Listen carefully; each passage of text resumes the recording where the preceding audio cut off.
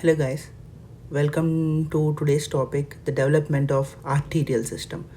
So in the development of the arterial system, let's start with some overview like introduction. This section focuses on the development of arterial system, particularly the aortic arch and its branches. Understanding the orientation of the embryo is crucial for grasping the development of these structures.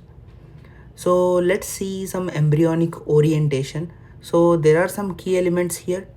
Here it is the heart. Okay. Here it is heart. Cranial to this there is truncus arteriosus. Cranial to that there is aortic sac. So this aortic sac is located ventrally, cranial to the truncus arteriosus. And what about the dorsal aorta? These are two dorsal aorta, right dorsal aorta and left dorsal aorta. Okay, these dorsal aorta, right and left dorsal aorta located posteriorly. Aortic sac located ventrally, and right and left dorsal aorta located posteriorly behind. And aortic arch arteries, these connect the aortic sac to the dorsal aorta. These dorsal aorta and aortic sac, the connections are aortic arch arteries. These are 6 pairs. So look now, this is the simplified diagram. Okay, with this I can explain you in a very easy way. So see here, this represents these both are, this is one right dorsal aorta, this is left dorsal aorta, and this is aortic sac. So this aortic sac has two horns, one right horn and one left horn. I think you guys need to take a screenshot of this slide. I didn't add this slide when I'm explaining the diagram, so it will be easy for you if you take the screenshot of this. If you looking at this slide and you listening to the diagram and watching the diagram when I'm explaining, it will be easy for you to understand. I hope it helps you. And connecting the aortic sac to the dorsal aorta, there are 6 pairs of aortic arches. 1, 2, 3, 4, 5 and 6. Both sides. 6 pairs of aortic arch arteries. Now we'll see the development of each artery. Like first of all, we will see the development of aortic arch. You can see the development of aortic arch will be from aortic sac. It is derived from the aortic sac, then left horn of aortic sac, then left fourth aortic arch artery, then this is part of left dorsal aorta. Okay, this is the arch of aorta. I wrote already in here. So the arch of aorta is derived from the aortic sac, left horn of aortic sac, left fourth arch artery, left dorsal aorta. Now let's see branches of aortic arch. First one is the brachiocephalic trunk. This small part is brachiocephalic trunk. This is derived from right horn of aortic sac, and this gives rise to the right common carotid artery. This is right common carotid artery, and the right subclavian vein also. And this is right subclavian artery.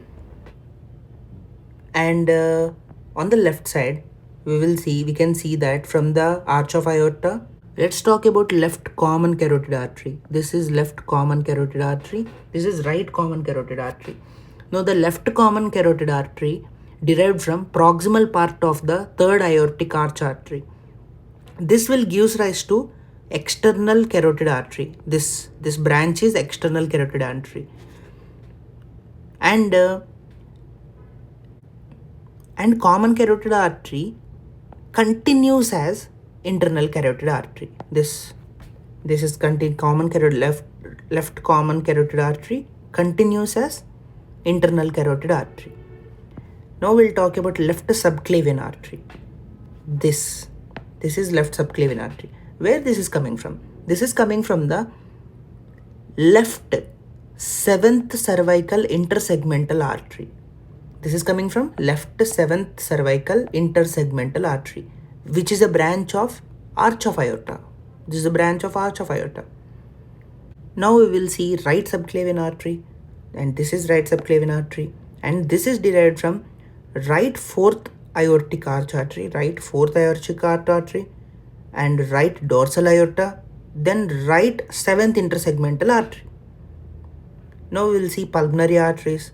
There is derived from proximal part of 6th aortic arch. This is the 6th aortic arch. This is proximal part, that means starting part. It is derived from the pulmonary arteries are derived from the proximal part of 6th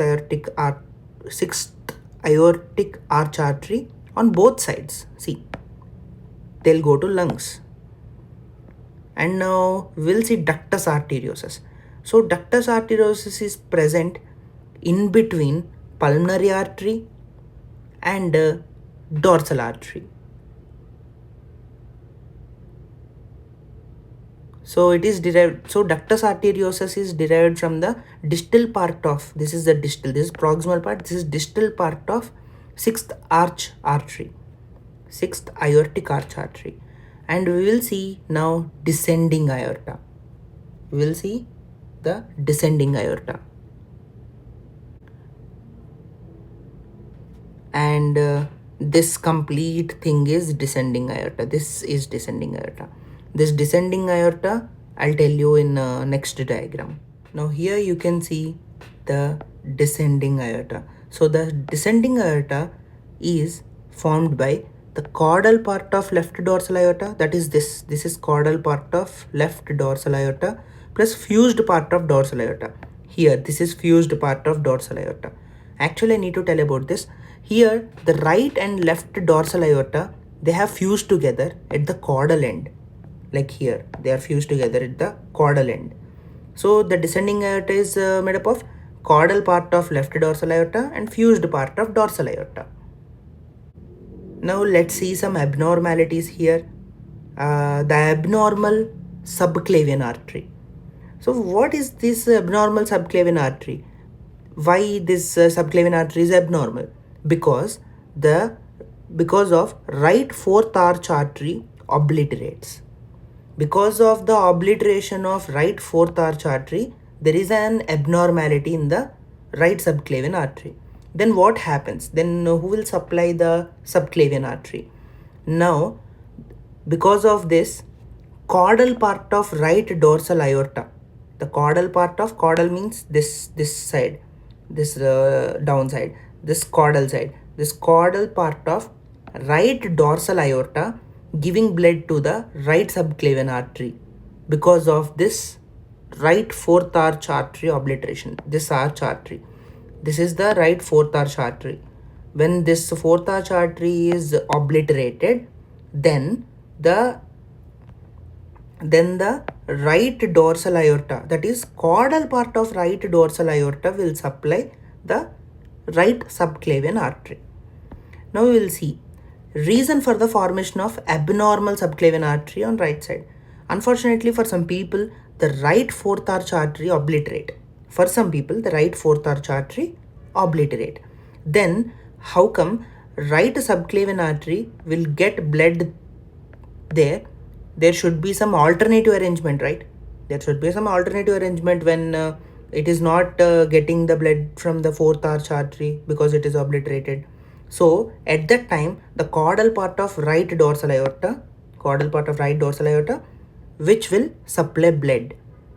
And not only the right dorsal aorta, caudal part of right dorsal aorta, and also right 7th cervical intersegmental artery, that is this. I'll show you separately here. This complete, this and this, these both, this is I'll show. This is right dorsal aorta, this is caudal part of right dorsal aorta giving blood to the right subclavian artery. Not only this, and that right 7th cervical intersegmental artery also, this one. This is right 7th cervical intersegmental artery. These both will give to the right subclavian artery when the fourth arch artery is obliterated. So let's talk about double arch of aorta, or double aortic arch. You know the causes? It occurs due to persistence of both the right and left fourth aortic arches during fetal development. That means persistence of the both right right and left fourth aortic arches during the fetal development. These are both are persistent. Normally only the left fourth aortic arch persists. This one generally only left fourth aortic arch persists to form part of the aortic arch. In double aortic arch, both the right and left fourth arches remain, creating two separate aortic arches that encircle the trachea and esophagus. Additionally, the caudal portion of both the right and left dorsal aortae also persist and contribute to the formation of two aortic arches. And some key points here are the abnormal persistence.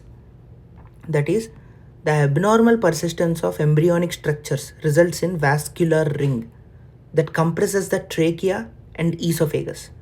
This compression can lead to breathing difficulties like stridor, wheezing, coughing, and swallowing problems like choking, difficulty swallowing, and difficulty feeding also.